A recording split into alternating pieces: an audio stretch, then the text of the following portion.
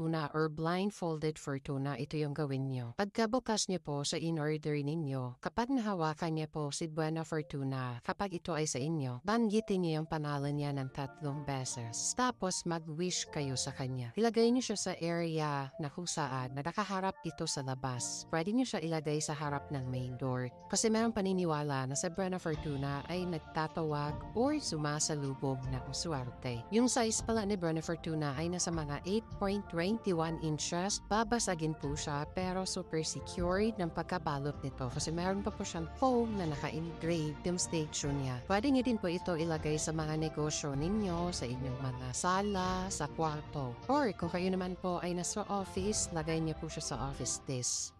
Meron ako napuntahan na clinic na meron silang Buena Fortuna or blindfolded fortuna.